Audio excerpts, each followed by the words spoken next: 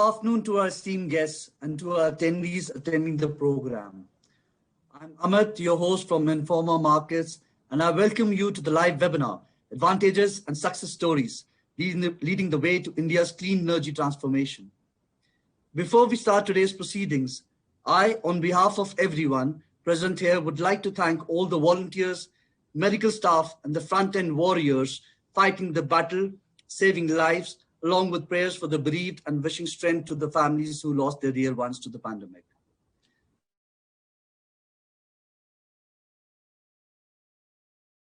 Crisis, but also to uphold the climate commitments. It is the perfect time for innovation to take a lead by bringing sustainable changes for all. The state takes a leap and presents advantages and success stories, leading the way to India's clean energy transformation. Ladies and gentlemen, the next 90 minutes will have special addresses from the premiers of the state of Telangana and a high-profile panel discussion with the eminent panelists moderated by KPMG. I request all our attendees to keep on posting questions in the chat box whilst the panel discussion is in progress. Your queries will be answered in the question and answer session post the panel discussion. Moving further with the webinar, may I invite Mr. Rajneesh Khattar, Group Director, Informa Markets in India, for the welcome address. Mr. Rajneesh Khattar.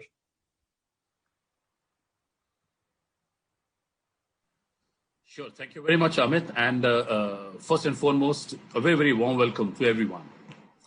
This is a very special occasion and a very, very important landmark event in our life. For the very simple reason that this is much more than a webinar itself.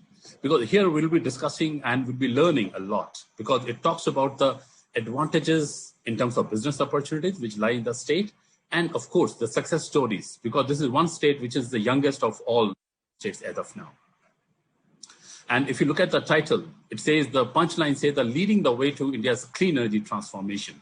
And this is what we are going to get more access and insights into it.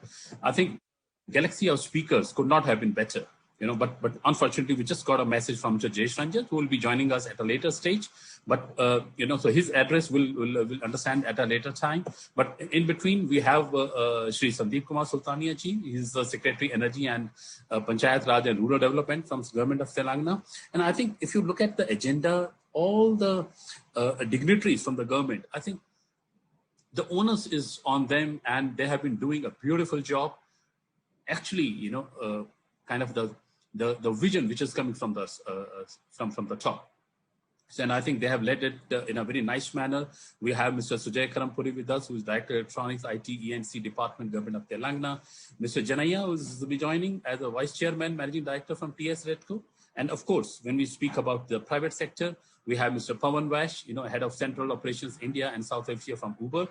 Mr. Saluja Chiranjeev, Managing Director, Premier Energies, and of course, Mr. Gaurav Gupta, Chief Commercial Officer at MG Motors India. Friends, very important that we know a little bit about why Telangana and why we have chosen, in fact, state of Telangana to come on board as our partner state for this particular event.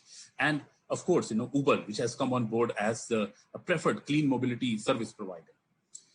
The vision of the state of Telangana is to make Telangana a hub for electric vehicles and energy storage systems. And we all know from the document which has been released from Mr. Deputy CM, Mr. KTR, it talks about that Telangana wishes to be the most electrified state in India. And the mission is to make state an attractive investment destination, to promote R&D of manufacturing of electric vehicles, the storage systems, and of course, to ensure the faster adoption of electric vehicles and energy storage in the state. And I think the state is not leaving any stone unturned in terms of the policy measures, whether in terms of manufacturing clusters, promoting them, adoption of EV through exemptions of multiple taxation structures, and of course, policies to incentivize the manufacturing. And of course, it will not go without supporting creation of EV charging infrastructure. And just for the information of everyone, we all know that how young the state of Telangana has been. In fact, Telangana has been consistently ranked among top 3 states from the ease of doing business in India. Hyderabad per se has been ranked as the world's most dynamic city in one of the recent City Momentum Index. And since the formation of state in 2014, Telangana has also transformed as a power surplus state from being a power deficit 6 years ago. So that also shows that the kind of investments which are coming into the sector are tremendous. And as I said, all the who's who of the industry on whose generous shoulders lies the responsibility to further drive the sector in the state. I think we have everyone on board here, from Mr. Sultania to Mr. Jayesh Ranjan, who will be joining us at a later time. And of course, the private colleagues from the private sector. So this is one of the very I'd say very vibrant program with a very vibrant next 90 minutes. And my urge to every attendee will be that let us make the best use of it. And just to share a little bit on statistics, that this event, we have already 1,800 plus registrations in such a short span of time. So I think it speaks volumes from the premise of the agenda. It speaks volumes from the premise of the enrichment, what this agenda has been leveraged. And of course, last but not the least, we have Mr. Sandeep Peddy, who will be moderating this very interesting panel discussion from KPMG. So good luck and best wishes for everyone. And over to you, Amit, to take this forward. Thank you very much.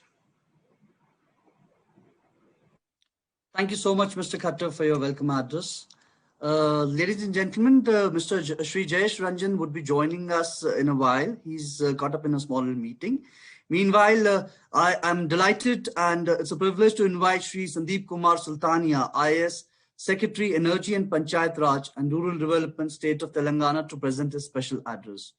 Sultania, sir, please. Sir, you're on mute. You're on mute, sir. You'll have to unmute. Thank you, Amit. Thank you very much for making me a part of this program. So I congratulate you and your firm, Informa Markets, for organizing the webinar on this Advantage Telangana, leading the way to India's cleaner energy.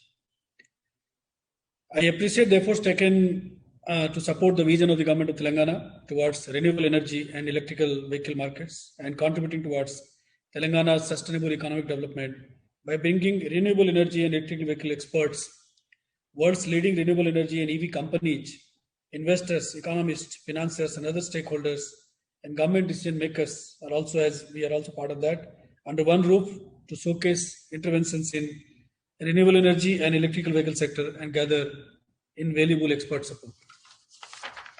In line with the Government of India's ambitious target of increasing solar capacity to 175 gigawatt power by 2022, Government of Telangana is working towards reaching the targets set by Government of India. In order to achieve these targets, the state government has issued Telangana solar policy, which you are already aware. An electrical vehicle and energy storage policy have also been issued sometimes back in the state with a wide range of regulatory and policy interventions for the better implementation of the program. It was estimated that utility scale grid parity is expected to be achieved faster than originally estimated, and solar power will start aggressively competing with conventional power. The objective of the state government to provide quality, reliable and affordable power supply to all domestic, commercial, agriculture and industrial consumers in the state by encouraging renewable energy share in view to have a sustainable fuel mix. I just would like to add here that yesterday the Niti Aayog has published the SDG data, in which Telangana is one of the states with 100% scores in clean energy distribution plan. Telangana is one of the state which is having 100% score. Government of Telangana is also very keen on promoting the electrical mobility and also towards faster adoption of EVs in the state. Telangana's solar and electrical vehicle energy storage policies is one of the best in the country, which many of you have appreciated already. Under esteemed guidance of our Honorable Chief Minister Sri K. Chandrasekhar Rao Garu and Honorable Minister for Energy Sri Jagdish Reddy Garu and Honorable Minister for IT Industry Sri K.T. Ramarao Garu, the state is in a good move towards utilizing the vast solar potential. An average of 5.5 kilowatt hour per square meter of solar insolation for more than 300 sunshine days and other renewable energy resources. Accordingly, the state government has significantly added, which you also must be aware, the renewable energy power of 4.3 gigawatt as on date, and we are one of the fastest in the country so far as growth of RE is concerned.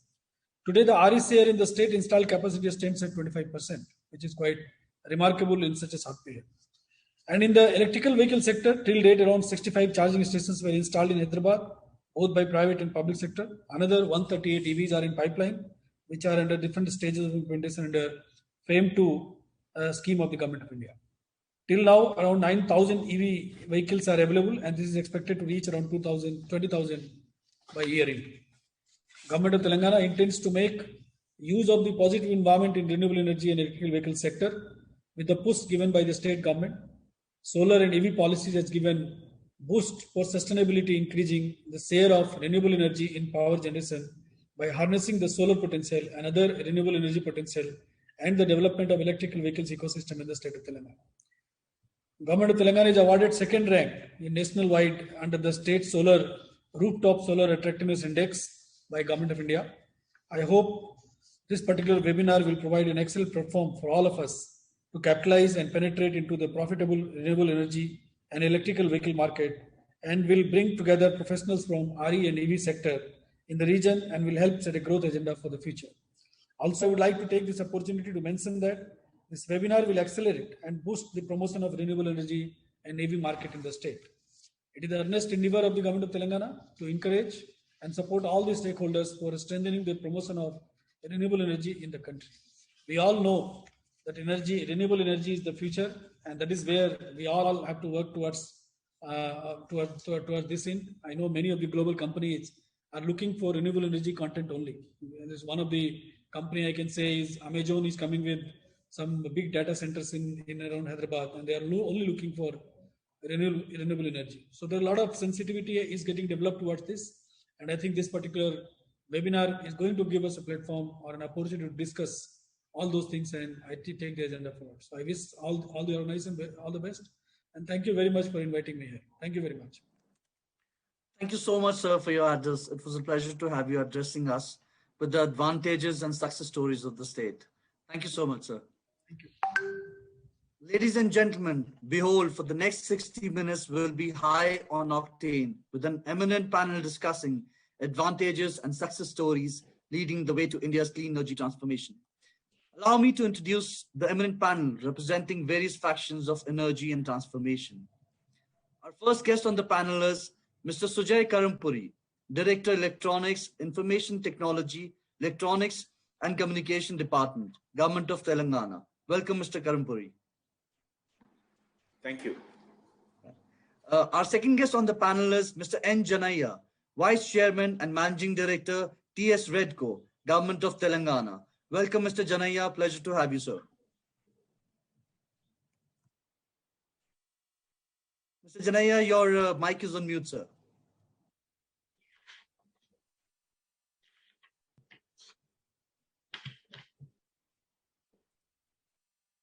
Ladies and gentlemen, our third guest on the panel is Mr. Pavan. You're welcome. Our third guest on the panel is Mr. Pavan Vesh, Head of Central Operations, India and South Asia, Uber India. Welcome, Mr. Vesh. Pleasure to have you here with us, sir. Thank you, Amit. It's a pleasure to be here. Our fourth guest represents the renewable sector. Pleasure to welcome Mr. Chiranjeev Saluja, Managing Director, Premier Energies Limited. Welcome, Mr. Saluja. Thank you, Amit. Our next guest on the panel is Mr. Gaurav Gupta, Chief Commercial Officer, MG Motors India. Pleasure to have you, Mr. Gupta. Thank you for having me over. Good afternoon, everybody. The panel is being moderated none other than by Mr. Sandeep Pedi, Partner KPMG India. Welcome, Mr. Sandeep. Thank you so much, Amit. Pleasure to be here. Yeah, we look forward for a great round of discussion, Mr. Pedi. And over to you now, please. Sure. Thanks, Amit. Thank you for the opportunity to moderate this high-profile panel, which is focusing on renewable energy and the EV sector, with specific focus on the dynamic state of Telangana. I am a resident of Hyderabad, and I'm really personally interested and keen to hear from our panel members on what their outlook for the state is with respect to these two interconnected sectors. While 2020 and the first half of 21 have posed immense economic, healthcare, humanitarian challenges, the only silver lining that we see is that the world is still continuing to commit to an environmentally sustainable future.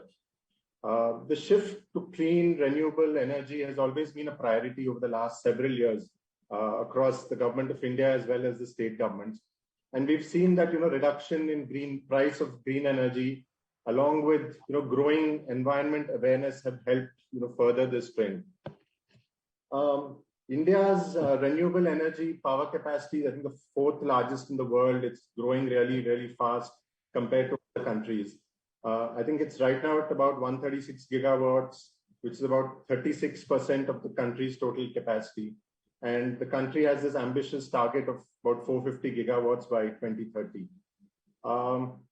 And if you look at the state of Telangana, I think when the bifurcation happened and this new state was created, I think about 45 megawatt was there.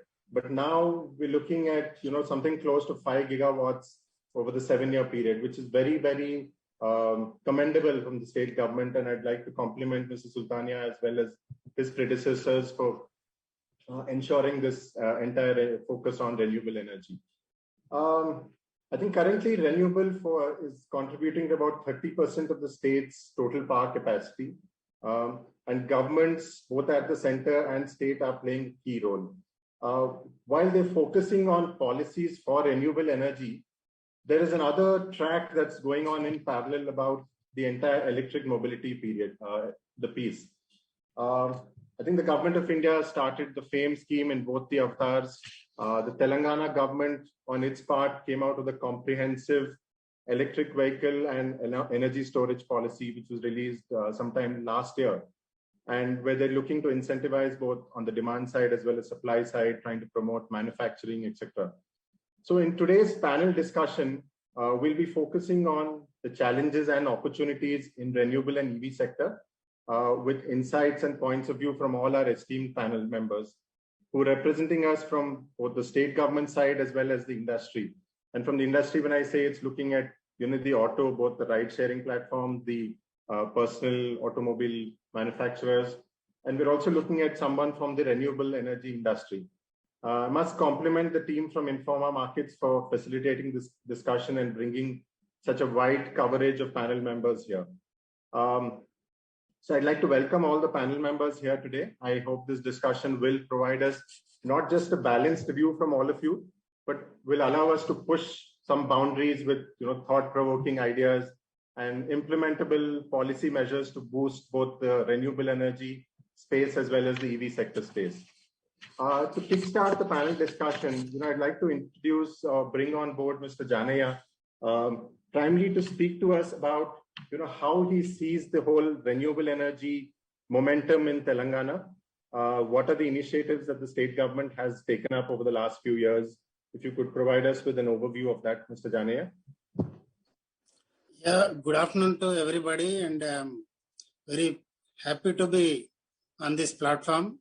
And Infomedia has provided us a good opportunity to share our views and policy initiatives taken by the Telangana. And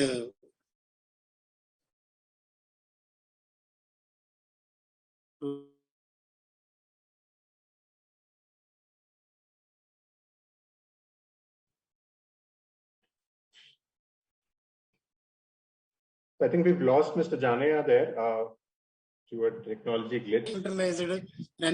Yeah. Okay. Can you hear now? Continue. Yes, sir. Yes, sir. Please go ahead. Yeah, Telangana, after the initiation of 2015 solar power policy from our state, Telangana is the only state which has initiated decentralized mode of power generation in renewable side.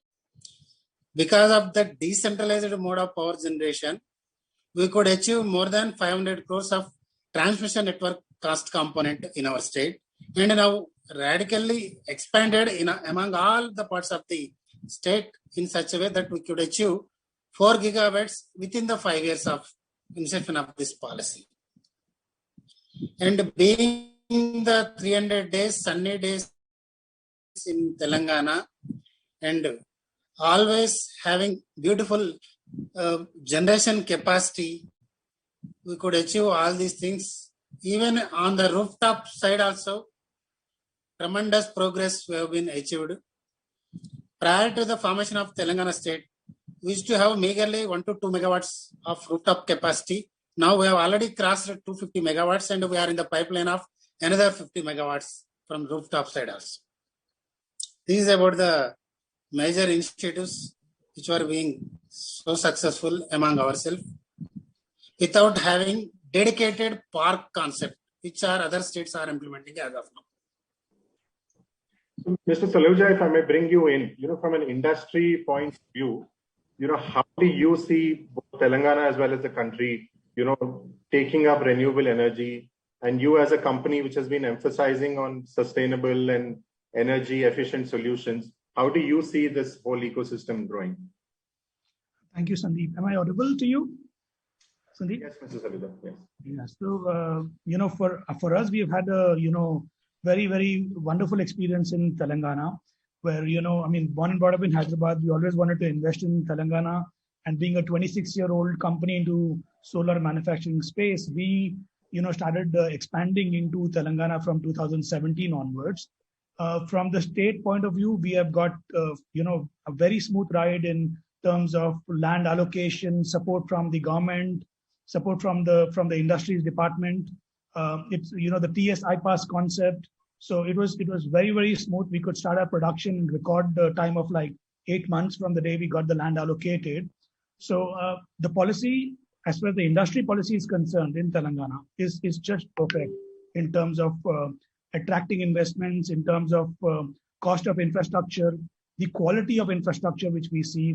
As Janaya sir was saying, we don't have a solar park or an industry park, but the e-city and the Fab City is like developed to industrial standards in terms of stability of power, connection given to us, allotment of water, and all kinds of facilities which are there. So we really found that the whole system is in place for more investments to come into the solar sector in Telangana. I would also like to say that almost 30 to 40% of solar cell production in India is in Telangana today. So it's just Telangana and Gujarat, which have almost 80% of solar cell production in the entire India. We've got solar module production across the state, but solar cell is focused in Gujarat and in Telangana. So, Mr. Gupta, if I may bring you in, there's clearly keen interest in the electric vehicle space across the country. Government pushes there, consumers are showing interest, industry is also trying to get ready. So that momentum that's there, and you have launched a vehicle, or you have been running this vehicle, the ZS EV, that is clearly not in the entry segment of EV, but slightly at a higher end segment. So how have you seen the response from users? And specifically, if you look, again, you connected back to Hyderabad, how is the consumption or adoption of, your vehicle in Hyderabad and Telangana? Thank you, Sandeep. A very good question, because MG being just less than 2 years old in the country, our second product is the ZS EV. So we took on ourselves that we will establish MG as an auto tech brand. And we also looked at the focus area of technology. And technology is innovation, and electric vehicles play a very, very key role in our entire portfolio. So the bold stance came not by looking at what has been the past of the automotive industry in India, what has been the usage pattern, but actually what the future holds for all of us together. The initial response has been very, very promising, and I can say that because the numbers as well are there to prove. To just give you a quick some snapshot of the numbers, when we launched the ZS EV in Jan of 2020 last year, in just about 3 weeks, we got more than 2,000 bookings. Now, one would say, what is 2,000? But put that in context that the entire electric vehicle market, the four-wheeler consumer vehicle market, was less than that all put together. So that was the kind of demand which came up in just about 3 to 4 weeks. And why was it there? It was there because when you offer a product which addresses the basic concerns of the consumer, one, does it have a good range? Can the customer drive a good range of 300 kilometers on one charge? That gives you a peace of mind. And second, the entire package in terms of how you put the entire charging infrastructure, and we'll talk about that also. So we looked at it to say that if Sandeep, let's say, if you were to buy an electric vehicle, you would like to have the questions answered as to where will I charge my car and what are the kind of concerns. So for us, it's not just about tokenism of launching an electric vehicle. It's about giving the entire ecosystem, development as well, so that it really makes, sustainable progress as a segment in India. So we had a 5-step charging solution for the consumers, wherein a charging cable came on the car itself. You could charge it with any 15 ampere socket.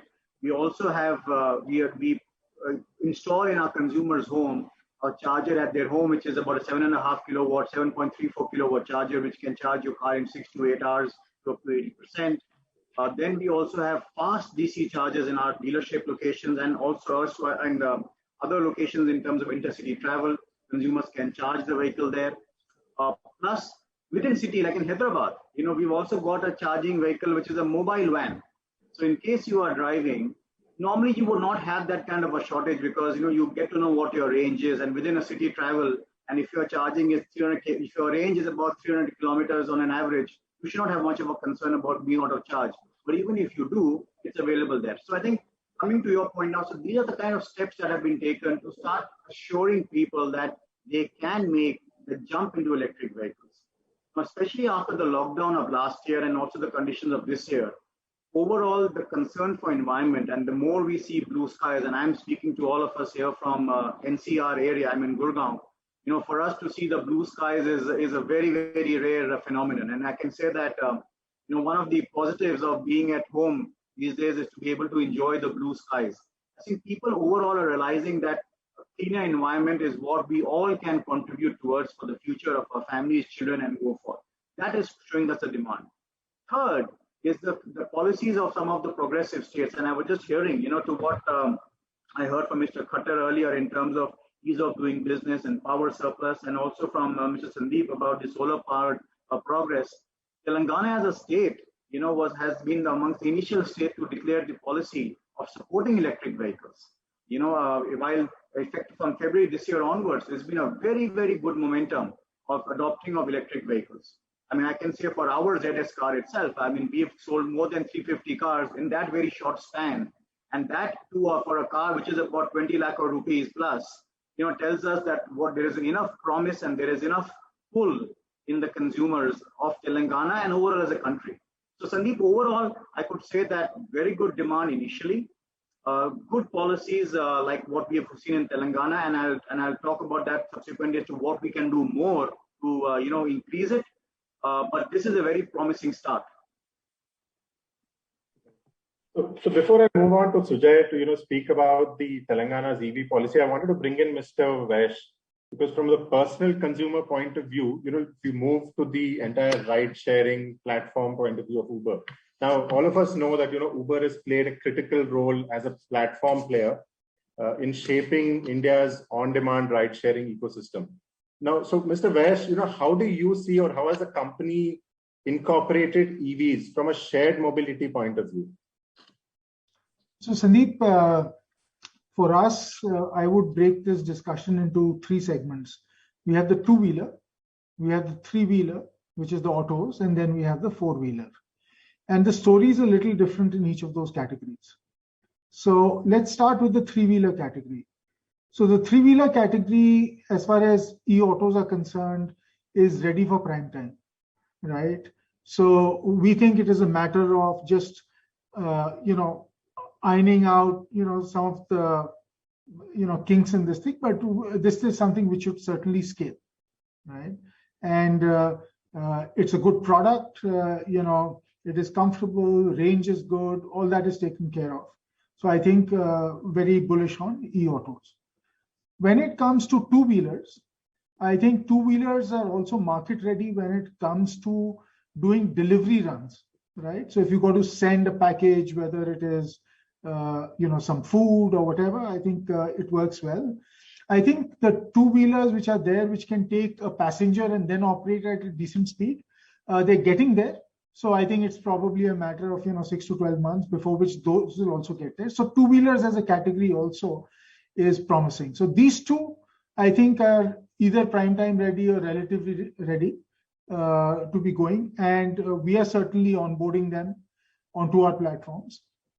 When it comes to cars, remember that rideshare is typically a price-sensitive segment, in the sense that people do look at what you're paying, and some of the EVs which are out there today are more in the premium segment, at least from a cost point of view, right? So typically a rideshare car will be between 5 to 8 lakhs of rupees. So something which is 10, 12 lakhs plus is expensive, right?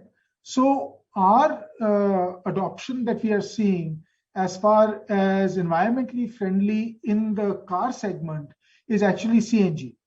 And that is where we have collaborated with the Telangana government. It's a wonderful partnership, and have expanded the EV portfolio. In fact, now Hyderabad is picking up. We provide inputs about where would the CNG bunks be best placed, as an example, right? So in cars, I think from an EV adoption point of view, while Uber does have EV four-wheelers on the platform in India, we have a little over 500 of those. They've done, I think the numbers are over 3 million kilometers, so far. But I still think that's early days. I think as the price points come down and the cost curve, we will certainly be driving a lot more adoption. So, Mr. Sujay, the Telangana electric vehicles and energy storage policy that you launched in October last year, it's quite a comprehensive document. I'm sure it's well thought through, with a lot of stakeholder discussions and interactions and feedback that was incorporated into the document. It covers both, demand side, supply side interventions, looking at manufacturing sector. You've spoken about charging infrastructure. So there's been a lot of positive response from all stakeholder groups in the whole EV ecosystem. For the benefit of all our participants, could you briefly elaborate on the policy and also some of the initiatives that the state has taken up post the release of the policy? Okay, thank you, Sandeep. Can you hear me? Yeah? Yes, Sujay, yes. Okay. So I think a couple of things that are very important. When we launched this policy, we made it a policy which could be more like a working document, in the sense that we started off with certain incentives, and we wanted to see how it unfolds.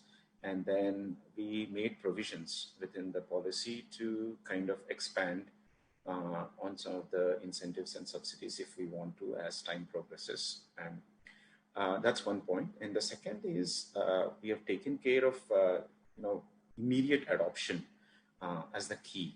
So while we, of course, we give some incentives to the people who purchase the vehicles, we also ensure that we give enough incentives to the people who want to set up manufacturing in the state.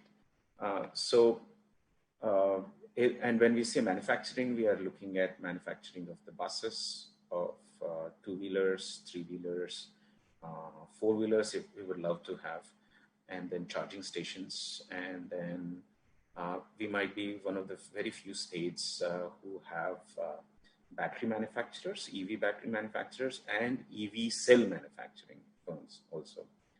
So for this, what we have done is, of course, I think the incentives are published.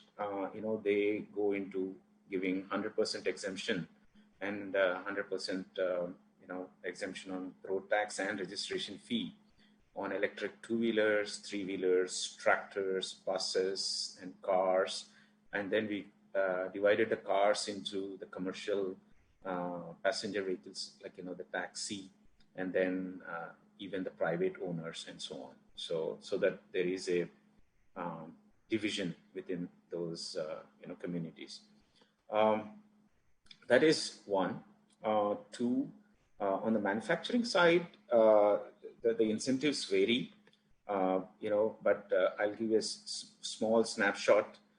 We have capital subsidy of the investment up to 20%, and then 100% is GST reimbursement, and then of course interest subsidy, transport subsidy, power subsidy, and so on. And then also the land that we give out is also subsidized. And the most important point is, while for example, Chiranjeev I've spoken about ECT, which is about 600 acres. Now we have a new one which we are already developed, and already some plans have come, which is close to ECT in Maheshwaram, very close to the airport.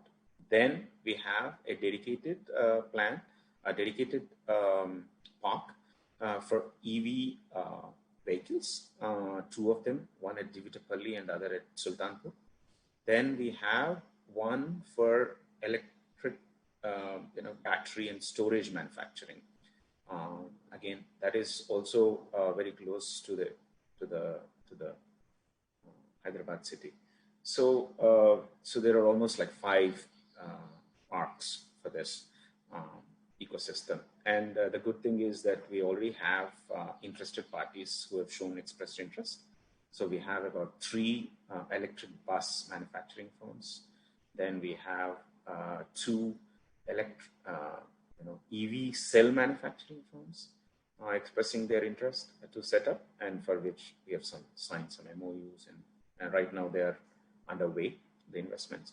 So plus the key thing about the policy is that it came with a steering committee, because from the beginning we knew that this is not a one single department domain. Earlier when we were dealing with certain kind of industry, it was like, industries could deal with them directly, and that's pretty much where it stands. But when it came to electric vehicle and its adoption, of course we as electronics wing, along with the industries department, along with ITNC, then we part of the steering committee, we have transport department, TS Redco, TS PDCL, TSN PDCL, that is energy department, MAUD, RTC, and so on. Actually, there are a few more, departments part of this. And we meet regularly to make sure the adoption is happening properly, in the sense that we'd like to take feedback from what's happening on the ground. And then we have the steering committee is empowered to make recommendations to see what can be done to increase the adoption. So for example, the MAUD department right now is working on certain building codes to see how they can push or encourage apartments to set up some parking lots designated for electric vehicles and electric vehicle charging stations. Now, in the same way, we are working with the energy department to see how a common man who buys a two-wheeler or something, three-wheeler, can charge using the current system without having to set up a new meter. So there are so many things which are part of that. And then, for example, charging stations. Now, when you want to set up a charging station, you have to work with the energy department, TS Redco, but then you also have to work with sometimes the MAUD, which is the urban development, where to set it up, who gives the sites, and and the industries department, because how do you register that particular business entity, how easy it is, so on. So there are a lot of pieces that need to be addressed. And if you miss out on something, then you end up having a great policy, but it is not active. So that's what we are doing in the state of Telangana. I'm done from my side. Yeah. So Sujay, you spoke about the entire ecosystem.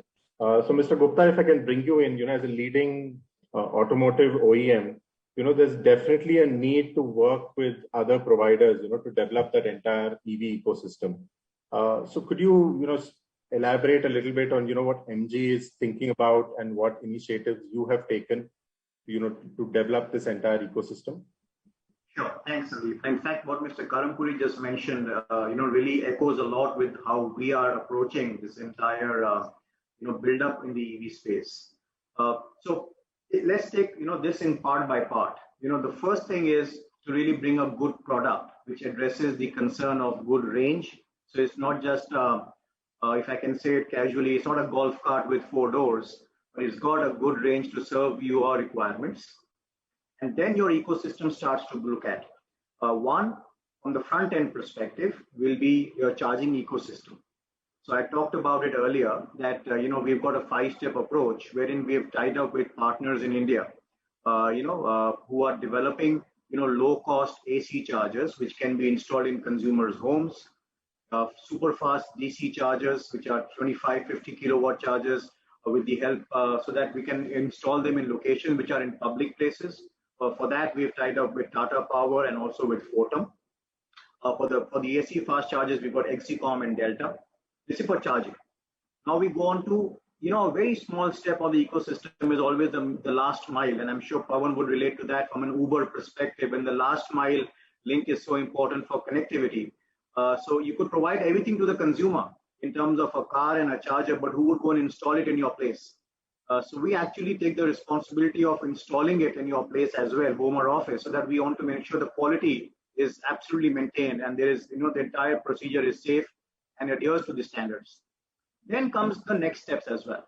So the next steps are, what happens to the battery? Because many people talk about, if you talk about clean environment as well, electric vehicle batteries also have to go into, a second life as well as a recycling. So while these come after 8 or 10 years or even beyond that, we have taken up the job of actually doing a partnership with companies who will be helping them in this area. So for the sake of, to share with everybody here, in the area of recycling, we've tied up with with Europe's largest company called Umicore. They have a plant in Belgium. And then closer to us in Singapore and India, we've got a company called Tessan. And just last week, we've tied up with a company called Atero. They do recycling of electric vehicle batteries, which is very important because it's got precious elements into it, nickel, cobalt, everything is there, lithium. And you can actually extract that. And these go into further, making of the batteries. They're therefore lowering the cost, which in turn would help, lowering the entire acquisition cost of the car. Then comes the second life of the battery. The batteries, once they have done the purpose of supporting your mobility need, they still have got storage capacity. So you actually can, use it for various uses, whether it is street lighting or it is, mobile towers, or you're talking of data centers. All of these places use batteries for storage. So there again, we have tied up, to support with Exicom for mobile towers and with Tata Power once again to look at second life of the battery. So similarly, we are now also looking at other areas where we build the ecosystem. So ourselves, we've taken on job of can we start assembling the electric vehicle battery in India? As of now, electric vehicle batteries are imported. While the government has, of course, recently announced a great incentive from the advanced chemistry cell approach of investing 18,000 crores.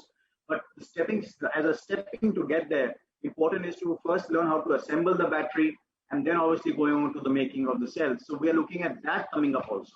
And of course, the other part of the ecosystem is ensuring that, component manufacturers, whether it is, converters, whether it is power components, all of them start to get localized in the country. So all of this starts to play in your ecosystem, the product, then your consumer usage benefits, in terms of charging ecosystem, etc. And then all the second life and recycling part. Also from the charging perspective, a lot of startups really bring to the table great solutions for marketplace charging solutions as well. Wherein you literally can use your entire network of chargers, and you can pay for it as you use. And those kind of solutions are also coming up. So the ecosystem is not just about the hardware part of it, but also the software and the consumer benefit part of it. Thanks so much. I think that was a very, very comprehensive, response where you haven't left any stakeholder out. You're looking at the entire ecosystem. So, Mr. Jane, I think the challenge with EVs in a city like Hyderabad would be, looking at charging infrastructure. That becomes really critical to ensure that, EVs are easily accessible, effectively utilized, and sort of can stimulate further growth and adoption of EVs. So as a nodal agency in the state that you're heading, could you elaborate on the strategy to establish public charging infra in the state? Including, how do you look at where do I site the station and what sort of models may work? Will it be all run by the government? Are you looking at PPP models or a franchisee model? As of now, after the inception of the policy from the DHI Government of India, under the FAME 1, FAME 2, ours is the only state which has completed all the FAME 1 30 captive charging stations for all the government departments. And that's why we will be encouraging the government employees who are to switch on to the e-mobility. We have already charging stations already completed, and we have made them to use ready, and we have also floated a tender for encouraging the e-mobility in our state. What will be the basic price for various variants, etc., etc. We have floated a tender for assisting to the various government departments to adapt to the e-mobility. And regarding FAME2 also, we have identified at about 600 locations from all the stakeholders like DISCOMs, HMDA, MAUD, and all other departments, wherever engineers offices like R&B, Jalasauda, and also other departments offices like BHL, public sector, NSIC, and also MSME centers. Wherever the opportunity is there, we have written to all the various stakeholders departments, and we have also got very good response from them, and they are also eager to provide their space for the public charging stations as of now. But if you look at charging stations, are you primarily focused on Hyderabad currently, or are you looking at the rest of the state also? Yeah, as of now, Hyderabad already progressed a lot in that front. And besides Hyderabad, Warangal and Karimnagar, both smart cities, about 10 captive charging stations for the government departments as of now. And later on, under the FAME2, definitely it will be for the public charging stations. Mr. Saluja, again, so, when you look at clean energy, the availability, ideally, when you're looking at the whole EV ecosystem, you're saying that, you need to pull into your charging stations, you need to look at clean energy, and, solar can play a key role in it. What would your perspective be on, how governments are responding to this need from a solar energy perspective of using renewable energy and, supplying that power generated from that to your charging stations? Sure. Sandeep, so my view is that, looking at it from the solar perspective, India is giving utmost importance, for solar energy, which is taking a major chunk in the renewable energy growth, what we are seeing in the country. Like in October 2020, we had almost 36.32 gigawatt of solar capacity installed in India and another 37 gigawatt under construction. So we're looking at 75 gigawatt. Of course, solar is becoming very popular because of the very attractive tariffs, which we are seeing in the market, around 2.5 rupees. But then we do need more support coming in from the government to grow this sector. Solar is promising, no doubt about that, but then we need to be real Atmanirbhar, which the government wants us to be. So what is happening in the solar sector is we are still at the in the backward integration part. We are only at solar cells and modules. But what India needs to look at is, to go into backward integration in the form of wafer, ingots, and polysilicon. So solar being very promising, it needs this encouragement that, we are self-reliant, not dependent on China for wafer ingots. And looking at what the Telangana state is doing, we're talking about success story. Yes, it's a real success story in terms of Telangana government to encourage manufacturing. As I told, we did an investment of 500 crores on the new lines which we set up in Telangana, and we want to do a further investment about 1,000 crores to grow our solar manufacturing portfolio in Telangana. And we are in touch with the Telangana industries, and as Sujay said, it's a very, very quick decision-making team. Everybody is involved. You don't need to run around. And I think Telangana state should look at, growth of solar manufacturing over here. It's going to be required as we are looking at the EV policy. So solar will really play a vital role in terms of, economies of scale, in terms of cost of power being generated for your EV vehicles. Mr. Vash, if I may come back to you, not many people may be aware, but, Uber has a large technology team working out of Hyderabad, primarily on your payments and fintech products. So as a company, you're quite invested in the state of Telangana, and specifically on Hyderabad. So are you looking at, other use cases where you think Uber can come in and, pitch in maybe working closely with the Telangana government to see where EVs could fit in? Because, all of us know that the real benefit of running an EV has to be high utilization. You really can't park a vehicle. You want to keep it on the road running. So just your perspective on that. So Sandeep, you're correct. Telangana is our largest talent hub, and Hyderabad specifically is our largest talent hub in India, specifically when it comes to technology talent as well as support talent. And our support requirements are fairly complex given the very nature of our business. Now, we do work, we build in India for the world in Uber. And so the teams which are here have global mandates. And one of the things actually, see what happens in any journey, EVs is still early in the life cycle, especially when you talk of four-wheelers. I think there is this unique opportunity. Hyderabad, as an example, is the IT and BPO capital of India. Although, maybe Bangalore will take exception to that. But, between the two, I think it's, good kind of competition. And that these companies provide transport to their employees, right? So I think there's a unique opportunity for the government to partner with these companies, which are typically more tech-oriented or forward-looking, to say, can you use electric vehicles, for your employee transport, right? And, let's set up some, objectives, and we can support you in some kind of, incentives, etc. I think that can be very encouraging, because as use cases develop, the technology gets localized. So I think there is a big opportunity over here.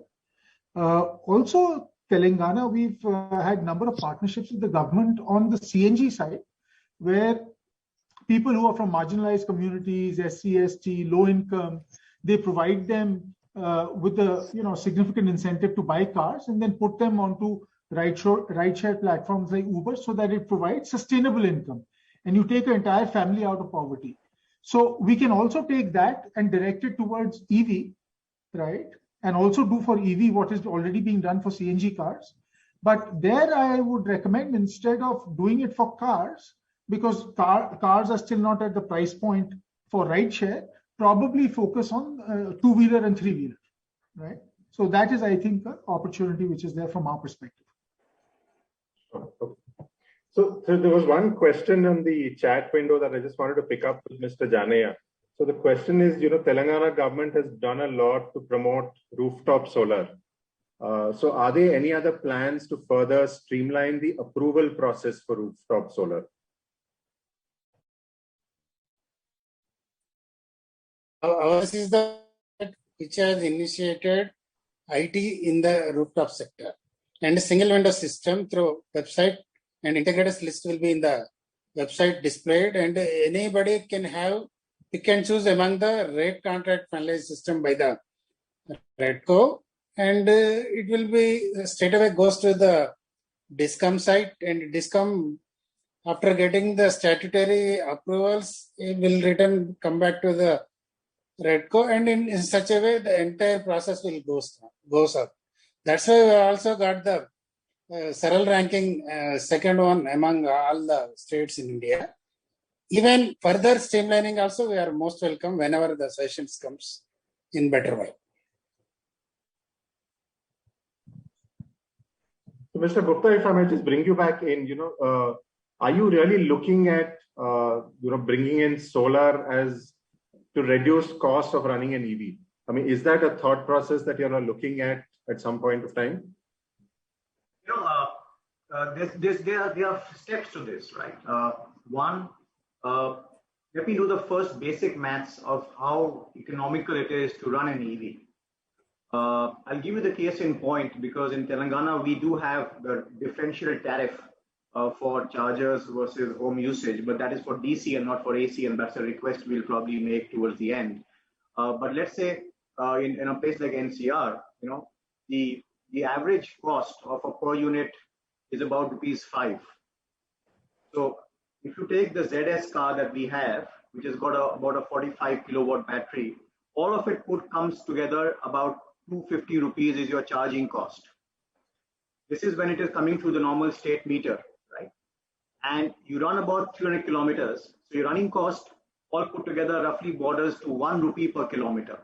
That is the economic benefit of running an EV. Now, top it up as to what we just learned, when we were hearing Mr. Sandeep talk about the solar powered progress and also what Chiranjeev mentioned in terms of the investments and the direction of the government. So now if you're looking at your chargers, and I think Mr. Karampuri talked about that also. Now, if your chargers are solar enabled, right? So the power is coming through the solar panel, it further reduces the cost. So now that 1 rupee per kilometer will go down even lower. So if you look at the vision that Telangana also has to be the most electrified state, I would say these are all the stepping stones to get there. So if you have your vision, which is a great progress in solar, you combine that with the charging stations and also support large condominiums, for example. There are many complexes, residential complexes. Pawan just talked about, the IT sector companies. They should be, having large solar panel setups, use that for charging. They lower the cost overall for everybody. And that makes it a very, very compelling use case for consumers. And let's face it, till the time consumers don't get into this, it will always be a bit of a chicken and egg story in terms of, what comes first. So we'll have to take these steps to really see that vision come true for Telangana state. Sujay, I just wanted to bring you back in, because I'm quite, invested in Hyderabad. You see a lot of R&D institutes, technical institutes, very, very skilled manpower. So Hyderabad has always been the strong R&D hub, right, that we know of. And, EV and as a sector, it's so technology intensive, and it is a long-term game that you're looking at. So as a state, with the visionary leadership of both Mr. Chandrasekhar Rao and Mr. KTR, are you looking at trying to create something like, the EV Valley, like on the lines of a Genome Valley? Because what we see is, while earlier, the traditional automobile players were the ones who were shaping the whole mobility space. Right now, you have the technology players, you have the startups coming in who are looking to shape the future of the EV industry. And Hyderabad, I know you're associated with T-Works and T-Hubs, and that entire ecosystem can be developed, that ecosystem that's really hungry for innovation. So do you see, Hyderabad being projected as the next R&D location or hub for EVs? Is that something on the thought process or the agenda of the state government? Yeah, absolutely. It is actually. In IT is quite a generic word for such a large industry. We are number 2 in the country after Bangalore. But when it comes to pharma, I think we believe we are kind of number 1. I think these are the 2 major industries that we deal with. But when it comes to EV, we want to be the number 1 destination, and we are moving in that direction. So as I said, our policy from the beginning has been very comprehensive. See, unlike IT, which is, a particular company hiring some nice engineers from college, and then you are good to go. EV is a far more complex ecosystem. So, but having said this, I think we are probably one of the very few states which is looking at it more realistically and trying to attack the problem. So there are already some R&D companies which are operating out of Hyderabad, and there is a lot of like Hyundai and a few other companies have their own R&D setups in Hyderabad. But then there is this manufacturing by a lot of companies. Now, manufacturing companies should ideally set up their R&D as well in Hyderabad. That's where we would start creating a sustainable ecosystem. But interestingly, what happens is you could start creating a innovation, how do you call it, a startup ecosystem, which could also be tapped into by the big R&D firms to set up. And that's what we are also doing. At T-Works, we already have a vertical dedicated for EV. In this particular regard, we already work with a lot of EV companies and also signed up with ARAI and then we are now signing up with ICAD. So trying to make it easy for somebody to get onto the EV manufacturing. So for example, ARAI has got a lot of these patents, which they are ready to give it to, commercial usage. In the same way, there are many other companies who would like to partner with other companies. And T-Works is coming as a kind of a platform for enabling this. That's number one. We're also working closely with various academic institutions, which also have their own EV-related research program. So, for example, one company called Pure EV comes out of IIT Hyderabad as a spin-off. So we work with such companies, and also we have, but we don't have what is called as a EV valley, and probably we may not have it because we have an EV park for vehicles. We have an energy storage park for battery manufacturers. And then there is a lot of IT companies and tech companies, scattered across. So I think we are trying to bring that ecosystem, and that ecosystem cannot be put in one place. So it has to be scattered across the city, and let it be like that. And if there is a need for that, maybe we could announce one. But right now there is nothing like that because we believe that it's a very, it's a large ecosystem.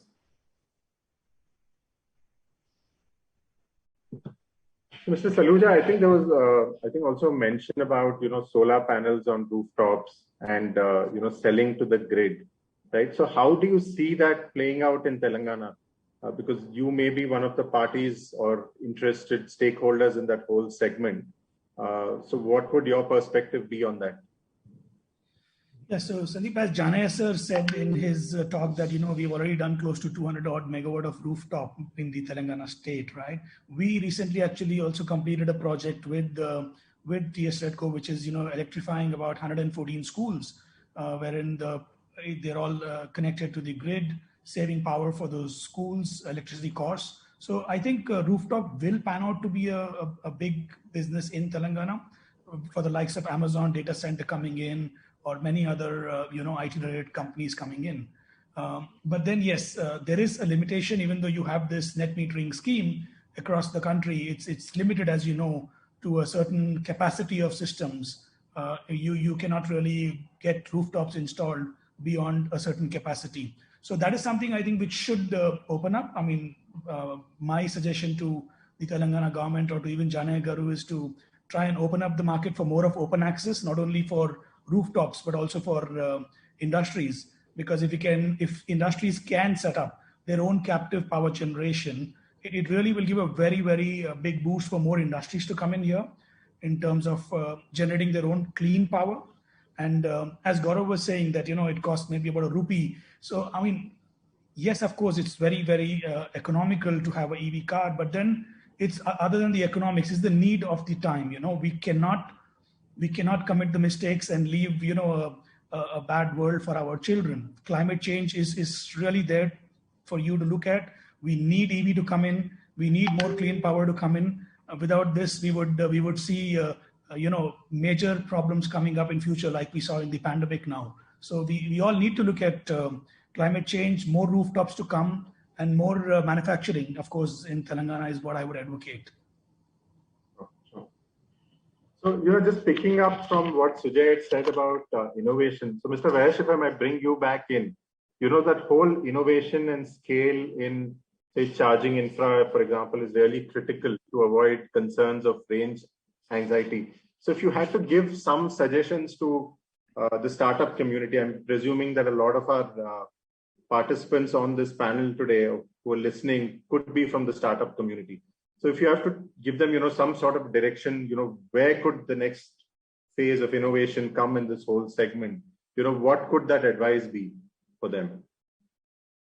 So before I get to, potentially some thoughts for startups in this space, what I will say is that one of the key success factors is going to be how the charging network evolves and, the peace of mind that people have when they're driving a car around. And to the extent that we can have uniform standards on charging infrastructure so that I can go plug in anywhere. Like if you look at the US, Tesla has built its own charging infrastructure, which is not right now open for usage by other vehicles, right? I think in India, if we can build an infrastructure which can be cross-used across any manufacturer, I think that will be very, very helpful. I think there is massive opportunity, not just on the vehicle side, which of course, you have the big players who are there, but also on the charging infrastructure side, right? I think it is just a massive opportunity, and also potential opportunities about how you can provide software solutions which can be embedded into cars so that you can land up finding what is the most optimal route, where the right charging will happen. It integrates all the charging networks which are there. That is an opportunity. We know that in EVs, battery management technology is absolutely critical, right? You can put in good battery capacity, but how well you manage it. And I think there is potential for innovation over there. So a host of areas. I think the connected car today, you don't have to look very far. If you look at an MG vehicle, there is just so much of electronics and software in there that I think there is enormous opportunity for niche solutions which can then get plugged into these manufacturers who would be very welcoming, I'm guessing. Gaurav, of course, would be the right person to comment on that. But I think, this is day one and a huge area to focus on for the future. So Gaurav, I just wanted to bring you back in. The government has already looked at, reducing the registration charges for EV vehicles, right? So, but since you have both Sujay as well as Mr. Janaya on the panel today, if you were to suggest, from the government side, what other measures would you look at from an industry point of view or the OEM point of view, both from a financial as well as non-financial perspective? Because Sujay also said that the policy is a working document, right? So they want to really take feedback on a maybe 6-month basis or a yearly basis and look at including those in the policy. So what measures would you suggest? I must compliment that, the direction that the Telangana government has been taking is very, very promising. Whether it is the buses getting onto the EV fleet or now the EOI scheme, there's a lot of work in the right direction that is taking place. But what we would also like to add here is that, you talked about, Mr. Karampur, you talked about, Warangal, Karimnagar and Hyderabad, and I was looking at the maths, that the distance between these three locations is like a 165 between Hyderabad to, I think, Karimnagar and Warangal, about 145. I could be mistaken. And then between them is about 100 kilometers. So, all these three locations are equally serving, let's say, with a ZS, with a range of 300. But then what one would really look at is how do we make the early adopters who come on to buy the electric vehicles, how do we make them the lighthouse? They are the torch bearers of the policy of the state. See, the policy is good if it gets consumers on the road with electric vehicles. So some of the ideas which have worked in some of the other countries in the world and also some of the other locations are like, can we give some early adopter benefits to the customers who are buying electric vehicles? May not be for all of them, but maybe let's say for the first 10,000 customers, can there be some benefits for consumers? Then, can they be given like when they're driving intercity, like I talked about Karimnagar, Warangal, Hyderabad, etc. Maybe no toll charges. Green number plates would be, not asked to pay these toll charges, or some, consumers sometimes see, very much on the spot gratification. Maybe certain parking slots are there where they don't have to pay up. And the important part now is on the charging. Very often consumers, and it's a myth actually, where we say that we need a lot of charging infrastructure. It's like our mobile device, almost all of us use the home for charging our mobile, and we use it outside our home. Not in current lockdown states, but we come back and charge the mobile at home in the evening. Similarly, 80% of charging of electric vehicles happens with home chargers. Now, what that implies is that there are like I talked about the tariffs, So today in Telangana, you've got a very good preferential tariff for DC chargers. I think it's ₹6 per kilowatt. But I think it'll be very helpful if some benefit can be provided to consumers because they will put small AC chargers at home.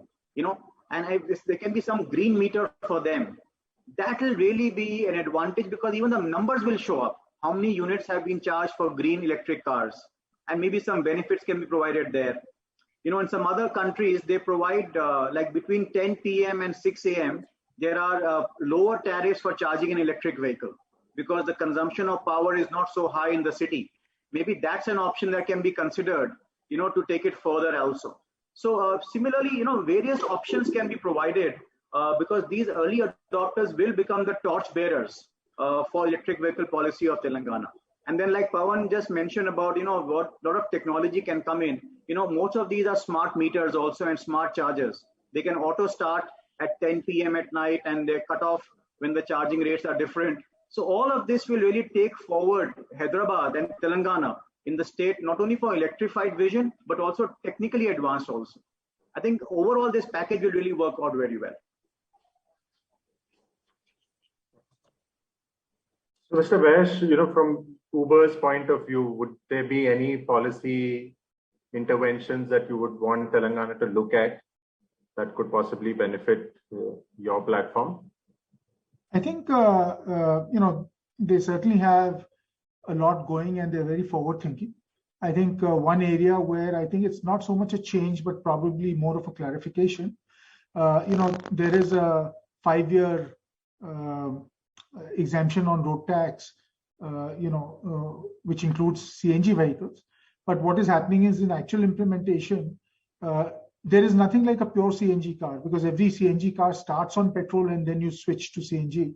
So if they can just clarify that hybrid CNG vehicles are covered, then the benefit can actually flow to the drivers and they can be added adoption of CNG.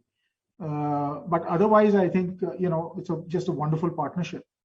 And as I mentioned earlier, you know, there's schemes for, you know, SC, STs, low income, etc., marginalized communities. If that can start also including EV 3-wheelers, etc., that could provide the EV side of the story a push from their point of view.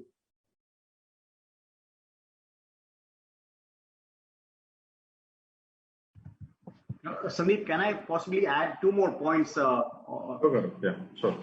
One thing would also be important is to you know, look at the, you know, to complement the 20% charging requirement. You know, the state charging support will be great.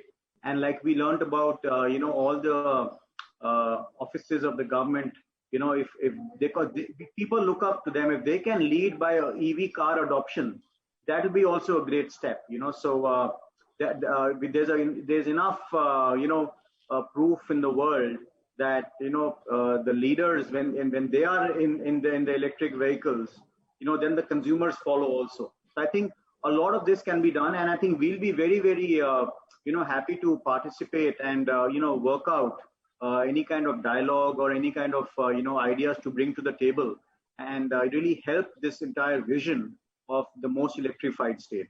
I would like to probably add to what I said earlier. Sujay, would you want to respond to those suggestions that have come from both? Yeah, sure. We do welcome suggestions on an ongoing basis, and the steering committee meets almost like every month. Just because of the COVID, we didn't meet the last month and a half, but and then we allow for a few minutes for the industry or industry bodies to make a representation to the entire steering committee so that we can take inputs. So we have done that in the past. I don't know, maybe I think it was Uber, maybe some team.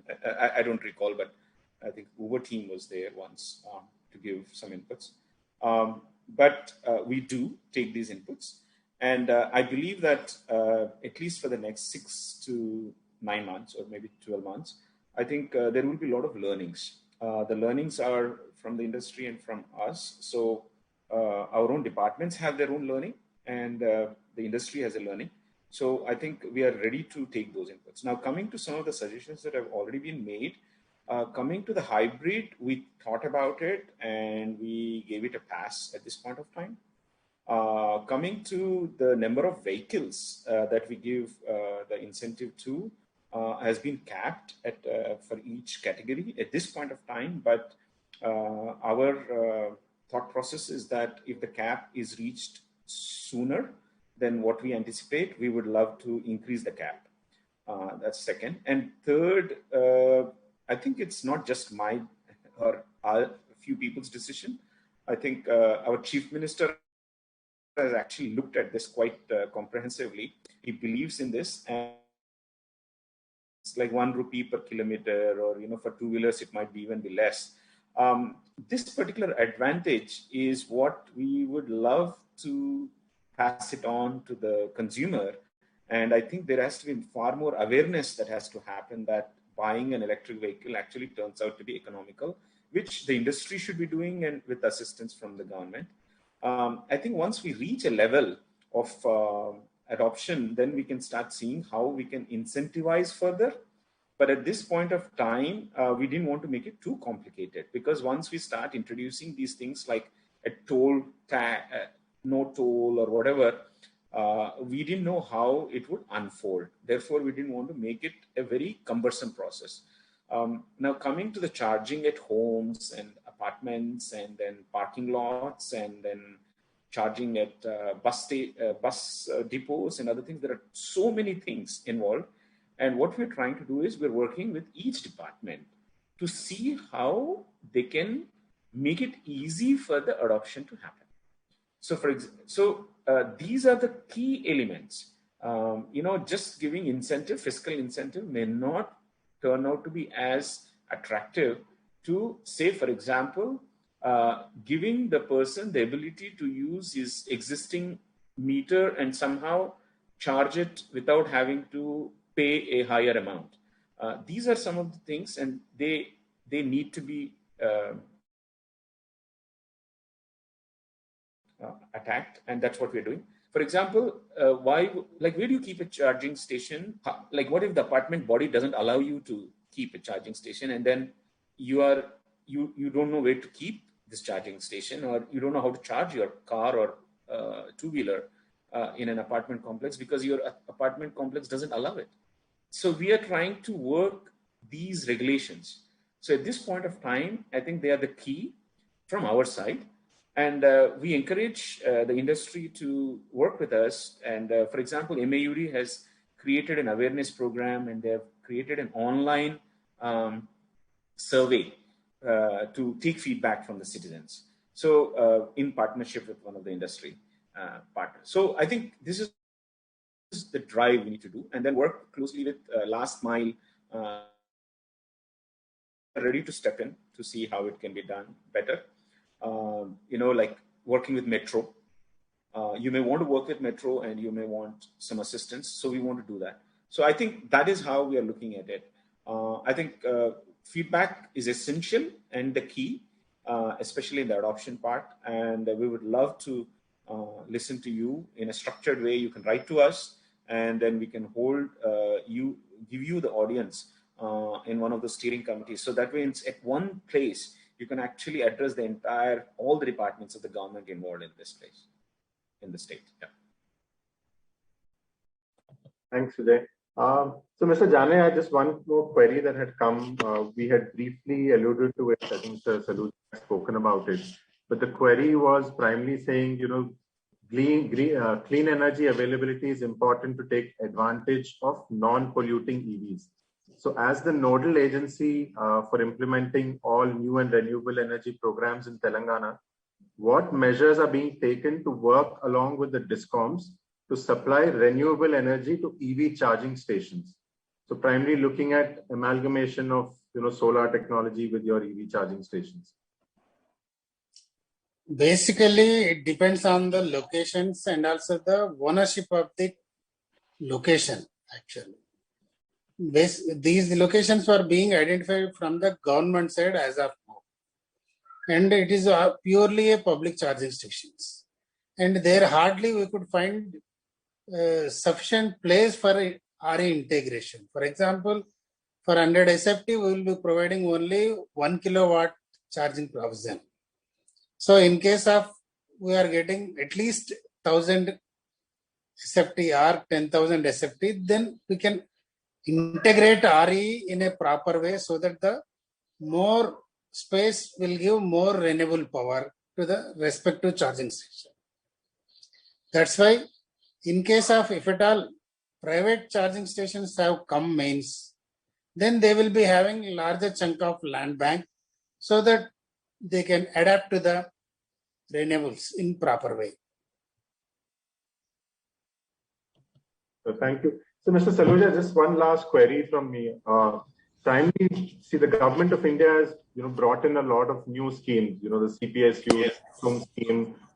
They've also brought in the PLI scheme for a lot of sectors, including solar module manufacturers.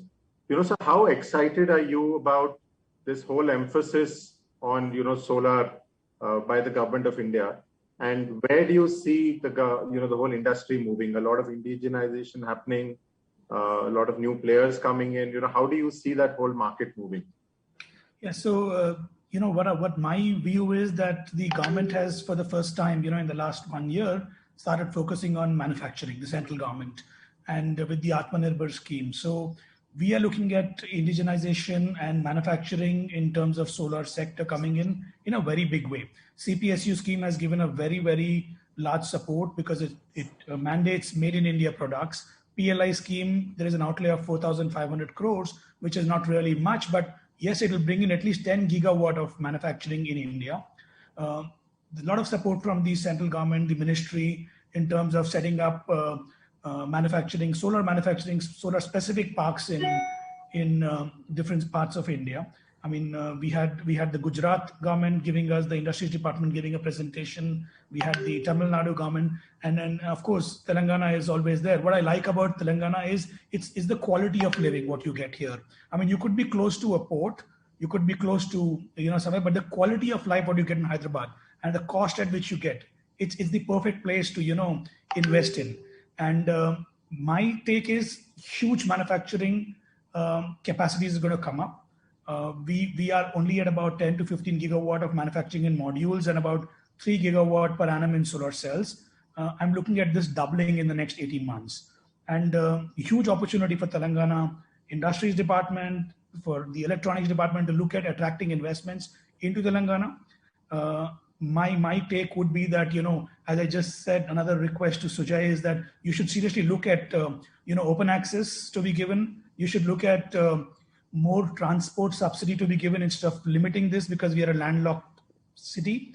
And then this is really going to give us great opportunities to attract investments in Telangana. Thank you. So, Mr. Gupta, just coming back to you, EV is an evolving space, and for MG, clearly what you mentioned that, electric vehicles is not about tokenism. You are a serious player in this, and you believe that there is a market to be tapped in India. So what would be the 3-4 key areas that you think MG is going to be working on to really expand in the market and ensure higher levels of EV adoption? Thanks, Sandeep. One of the important parts for EV also is that, and we referred to that earlier in the discussion, is having the know-how of this evolving technology in the country. And that's an area that we have started to work also. We have partnered with IIT, where we are working with them to explore areas on not only EV, but actually what we call it as a CASE, C-A-S-E, Connected, Autonomous, Shared and Electric, to really work on their entire platform. Because, we really believe that if we have education and overall upskilling in this area, R&D in this area, that is the foundation for this evolving technology. And today, frankly, unlike a traditional ICE engine, where you have companies with hundreds of years of experience and new companies typically will have a challenge, in the EV area, there are far less barriers to get into. So for us, we are going to be working on helping in the R&D with education institutes. That is one area. Second, we really have a really focus on developing startups in India to really promote innovation. So we have a program called MG Developer and Grant Program. We've got more than 125 startups right now. And in the same area, like Pawan also mentioned, we've got segregation of startups working for EV technology and likewise for connected technology. This is important because as more startups come in, they really bring in new technology, new ideas, and new solutions for the entire system. This is the second area. Third, I think there can be no better proof than bringing in more electric cars. The more choices consumers have, it'll be better for everybody. And that's again, the conviction and confidence that we have. So we will be bringing in electric vehicles more. In fact, next year itself, we'll bring in one more edition. And at the same time, really bringing in new technology with the cars. So we have also announced that we're bringing in cars with a battery of almost 500 kilometers as a range. So that again gives people more confidence to, jump on to this entire area of electric vehicles. In fact, our campaign is also called Change What You Can. So this will be again an area of products and product with enhancement. And the fourth pillar that we'll be working on in the case of EV is to really work more and more with the ecosystem partners. We firmly believe that being an early entrant in this area, we have the role to play to really encourage all the ecosystem players to start their bit in this journey. So like we've got 3 partnerships for battery recycling, similarly for end of life usage. Likewise, more of such partnerships will really help to build up the overall ecospace, more component manufacturers in locally to be able to supply. All of that will really help us. And then lastly, I would say is to really work with, all the policy makers and everybody else in terms of what really will encourage more and higher adoption for EVs in the country. And specifically, I would say, like Mr. Karan Puri said, for Telangana state. Mr. Vash, just one final question from me for you. From a shared mobility space, what additional policy changes, incentives would you be, looking at, not just from Telangana, but maybe at the Government of India level or all other states, maybe dual registration, maybe faster chargers availability, lower charging costs, what are those 3-4 areas that you can, sort of allude to as parting, messages or requirements from your side? See, certainly, Sandeep, the charging network is super important. But I think if we look at EVs and we specifically talk about 4-wheelers, right, which is cars, because of the higher capital cost, EVs really make money when you put significant mileage and significant usage of them. If you buy an EV and it is sitting in the garage, that is not doing anyone any good. So rideshare platforms are uniquely suited, right, for EV adoption and for EVs to be on that, right? So that is something that if people can be encouraged. And how do you encourage it? If you can say that EVs, you do not need commercial registration. On private registration for EVs, you can ply them on rideshare also, and we'll give you, let's say, something like a green sticker. Then it encourages people to put greater mileage. They do their personal stuff, and then maybe during their off time, etc., they can do that. I think that would be something which would be extremely beneficial, because it's only when there are miles on EVs is it truly a green car. If there aren't miles clocked on EVs, then actually on the total environmental impact, it may be equal to, a diesel or a petrol vehicle. So that is some important differentiation which is there. So I think that could be something which would certainly be supportive, apart from everything that they would do on the charging infrastructure, commonality of infrastructure, making investments, giving parking spots for EVs. I think the other thing they can do is, let's take an example of metro. We are very strong believers that public transport and rideshare have to work hand in glove, right? So when it comes to, let's say, metros, if they're, they have last mile relationships that they establish. So if it is Hyderabad Metro, as an example, can they encourage that over the next couple of years, 50% of your last mile capability that you are contracting out should be with EV vehicles, right? So, and they can be then put on rideshare. So I think these are some of the things. It doesn't require a lot of money, but it does require a policy push in leaning in towards electrification. So there's just one final 30 seconds from you. If you have to pitch Telangana as an EV hub, manufacturing, charging, all the verticals that are there, if I give you this platform for 30 seconds, how would you want to go about it? So when we say we want to be the most electrified state, we seriously believe it and we want to do it. In about 10 years, we want about 80% of the two-wheelers to be on electric vehicles, and maybe I would say 30 to 60% of the four-wheelers to be on the electric. And as a state, we are already doing it, and we will do what is in our best to make the policy changes to make this truly happen. And this particular thing is coming all the way from the top to almost every department. And we are working closely with all the departments, and we have champions in each department to make this happen. So I think if anybody wants to set up manufacturing, I would say the ideal destination at this point of time, either in terms of the easiness of doing it or whatever, Telangana is the right place. And as far as adoption is concerned, I think we are geared for it because we produce enough energy. We want to work towards creating a easier and faster adoption, and we want to decrease the cost of adoption as well. And most importantly, we are ready to listen to what you have to say and make it part of the policy. Sure. I think that's the most important one, that the government is ready to listen. And I have witnessed that multiple times with Telangana. So I think that's a great advantage that the state has. To conclude, and before we sign off, the state and the city of Hyderabad, has many advantages that can serve as the platform. EV manufacturing, EV adoption, infrastructure, because they're so strong in renewables right now. And I think that's where the complete drive will happen towards an environment-friendly future. As seen in many other sectors, a lot of states tend to follow Telangana, and the learnings from Telangana can be a test bed for other states. So just before signing off, I'd like to just thank all panelists for such an engaging discussion, your suggestions on improving the policy environment and improving that whole EV and renewable ecosystem in Telangana. Thank you so much. Over to you, Amit. Thank you so much, Sandeep, and thank you to our panelists as well. And true to my initial words, the session had very progressive views by all our panelists. A special thanks to our moderator for extracting the information. Thanks again, Sandeep. I would like to congratulate and thank all our special. I would like to congratulate our special addressee, Sri Sultania, for his time and support by sharing the vision and upward growth of the state with us.